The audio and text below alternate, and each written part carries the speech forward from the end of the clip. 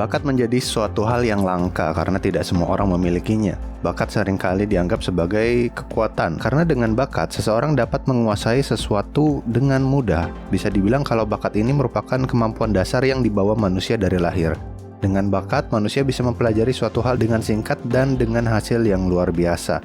Semisal ada seorang anak yang terlahir dengan pita suara yang sangat bagus. Dengan begitu, anak tersebut memiliki bakat bernyanyi yang baik. Bahkan sedari kecil tanpa adanya teknik khusus, suara anak itu dapat diterima oleh banyak orang yang mendengarkannya. Berbeda dengan beberapa orang lainnya yang harus menguasai suatu kemampuan dengan bekerja keras dalam berlatih selama berbulan-bulan atau bahkan bertahun-tahun lamanya. Lalu apakah dengan bekerja keras kita bisa mengalahkan bakat seseorang? Beberapa orang menginginkan hasil yang maksimal di awal mereka melakukan sebuah proses. Padahal suatu proses ini terjadi secara bertahap. Butuh waktu yang lama jika kita menginginkan hasil yang sempurna dari sebuah kerja keras. Pemikiran seperti ini yang membuat banyak orang gagal dalam konsisten, lalu menyerah di awal. Daripada berfokus sama hasil, fokus dulu sama tujuan utama konsisten, yaitu proses. Hasil dari sebuah konsistensi tidak didapat secara instan. Sebuah otot perlu diberi beban puluhan hingga ratusan kilo selama berbulan-bulan bahkan setahunan agar membesar. Branding bisnis juga akan meluas jika dijalankan selama puluhan bahkan ratusan tahun. Bukan berarti hasil tidak penting ya dalam sebuah proses. Tapi jika kita terlalu fokus sama hasil, kita nggak akan bisa menikmati proses dan mengurangi semangat kita dalam berproses. Beberapa orang tidak dapat konsisten karena mudah terdistraksi dengan berbagai hal lain yang sedang dikerjakan. Menjaga fokus ke satu hal menjadi tantangan yang seringkali menyulitkan orang ketika sedang berusaha untuk konsisten.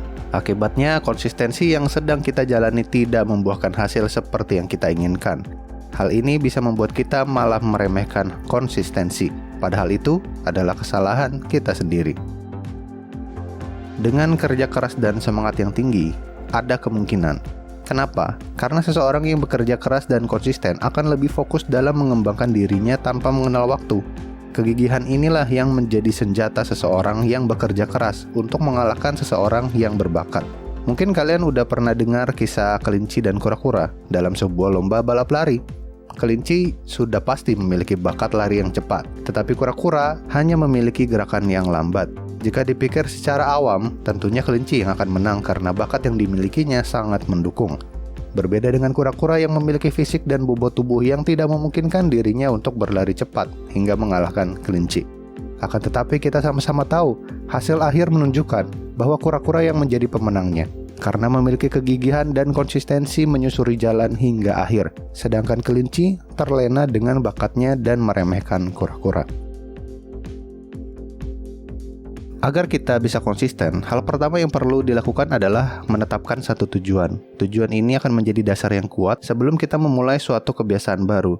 Dengan menetapkan tujuan, kita akan lebih termotivasi ketika melakukan suatu hal. Setelah menentukan tujuan, fokuslah ke tujuan tersebut dan jangan sampai bidang lain mengganggu tujuan kita dalam berproses. Lalu yang kedua adalah komitmen. Ketika kita ingin menjadi orang yang konsisten, tentunya hal yang harus kita miliki adalah komitmen. Dengan melakukan hal kecil secara rutin dan terus-menerus, maka lambat laun kita bisa menjadi orang yang konsisten.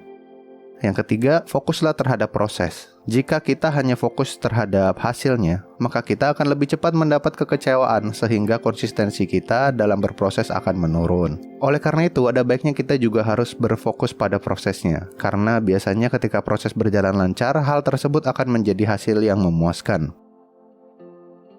Lalu buatlah jadwal. Buatlah jadwal setiap harinya agar kegiatan kita bisa berjalan secara teratur dan efisien. Membuat jadwal bisa menjadi awal yang baik jika kalian pertama kali mencoba untuk membangun sebuah konsistensi.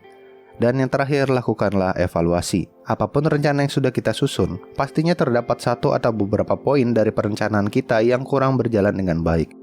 Begitu juga saat melakukan sebuah proses untuk mencapai konsistensi. Dengan melakukan evaluasi, kita bisa menyadari berbagai kesalahan yang sudah kita lakukan dan membuat kita melakukan kegiatan selanjutnya dengan lancar dan tanpa hambatan. Dengan begitu, kita bisa kembali ke fokus dan tujuan konsistensi dan menjalankannya dengan lancar.